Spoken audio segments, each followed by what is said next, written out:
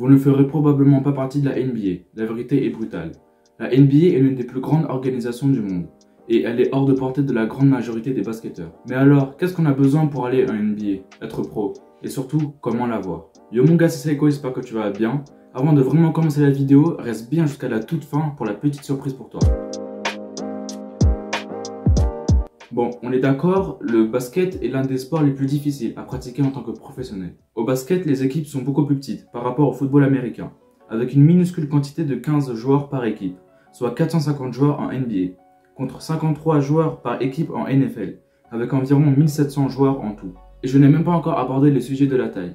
La taille moyenne d'un joueur NBA est d'environ 1m98, ce qui n'est même pas comparable à la taille moyenne d'un homme, qui est d'1m76, sans même parler de la WNBA. La différence de taille est donc de 22 cm, et la grande majorité des joueurs en NBA ont une envergure bien plus grande que leur taille, d'environ 2m13 en moyenne.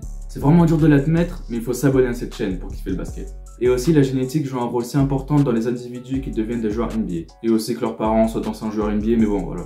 Il n'y a eu que 25 joueurs dans l'histoire de la NBA à mesurer 1m76 ou moins. Et seulement 6 d'entre eux ont eu une carrière respectable. Et seulement 2 d'entre eux ont été des All-Stars, Calvin Murphy et Isaiah Thomas. Un athlète peut avoir la volonté et la détermination de faire de son mieux pour devenir un joueur NBA, mais s'il n'a pas la génétique, ses chances sont extrêmement faibles, voire nulles. Je ne veux pas que l'on me comprenne mal. Je ne dis pas du tout que faire partie de la NBA est impossible, ce serait un mensonge. Je vous montre juste les faits de ce qu'il faut pour aller dans NBA. Ce que je vous ai pas dit, c'est que la moyenne de la taille d'un joueur NBA et WNBA n'a jamais été aussi basse, alors que les hommes et les femmes sont de plus en plus grands dans le monde. Je dirais que plus l'état d'esprit d'une personne est meilleur, plus elle est affamée, plus elle aura de chances d'aller en NBA, en ligue professionnelle et surtout d'y rester. Avoir un état d'esprit inébranlable ne fera jamais de mal dans la vie. Et vous devez absolument en avoir un pour pouvoir persister dans n'importe quelle ligue professionnelle. D'accord? Et maintenant, vous vous demandez comment. Comment quelqu'un de lambda peut augmenter ses chances d'aller en NBA ou dans une quelconque ligue professionnelle? Et je vais vous le dire dès maintenant. Tout d'abord et avant tout, comme je viens de le mentionner, vous devez avoir un esprit de guerrier. Vous devez vraiment croire que vous pouvez accomplir n'importe quoi, avoir des ambitions bien supérieures que la moyenne. Dans le basketball, vous devriez être prêt à travailler plus dur que tous ceux que vous connaissez et garder le basket comme votre priorité, votre objectif dans la vie. L'aspect le plus important pour devenir un joueur professionnel ou universitaire, au-delà du talent, c'est le mental. Si elle est constamment négative et merdique, cela ne vous mènera pas très loin, peu importe que vous soyez génétiquement doué. Il y aura plein de gens que vous allez rencontrer qui, au premier abord, sont des monstres, mais dû à leur mentalité, arrêteront le basket avant de faire quoi que ce soit d'extraordinaire. Ce n'est qu'un conseil d'un ado dans sa chambre, mais vous devez aimer le jeu, aimer apprendre du basket, être prêt à mourir pour atteindre ses ambitions en pro. C'est évident en vrai. Ensuite, il faut développer des compétences et des qualités athlétiques exceptionnelles. Vous devez vous entraîner et la plupart du temps, le meilleur moyen d'y parvenir est de faire des entraînements en jouant avec des gens qui sont meilleurs et plus habiles que vous. Vous devez constamment vous mettre au défi afin de s'améliorer rapidement. Si vous vous entraînez seul toute la journée, vous pourrez peut-être améliorer un peu votre jeu, mais vous ne saurez pas ce qu'est d'affronter des adversaires dans un vrai match, contre des joueurs dans une vraie situation de jeu. C'est ce qui est le plus important. Mais vous voulez vraiment savoir comment s'entraîner, s'améliorer tout seul et devenir indépendant, alors allez regarder cette vidéo. Elle est vraiment bien.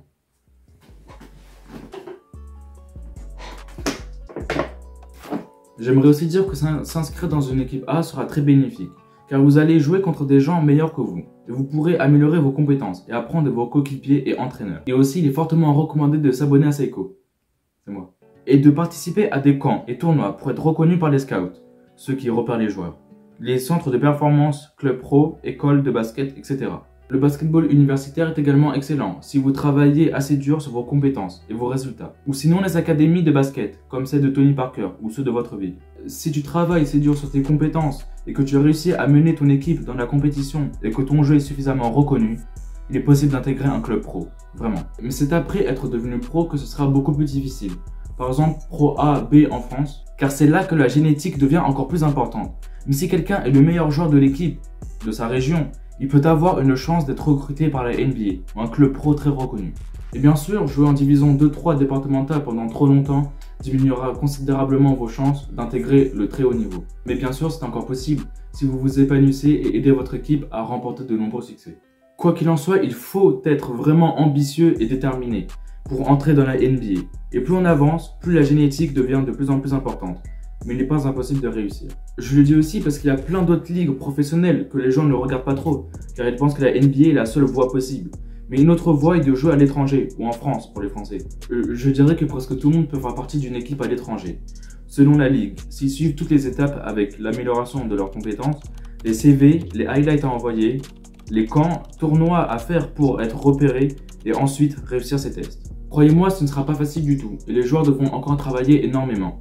Mais l'étranger est beaucoup plus faisable que la NBA et certaines ligues sont plutôt bien payées. Bien sûr, c'est loin de l'argent de la NBA, l'un des plus gros business du monde d'ailleurs, mais les joueurs peuvent s'attendre à gagner environ 6 000 € par mois. Et même peut-être via les clubs pro à l'étranger, vous pourrez être repéré par le scout NBA, si vous êtes assez jeune. Parce que oui, l'âge ça compte pour s'inscrire à la draft ou machin. N'oubliez pas que tout est possible si vous avez le bon état d'esprit. Devenir un professionnel n'arrivera probablement pas à tous ceux qui travaillent dur, et c'est la pure vérité.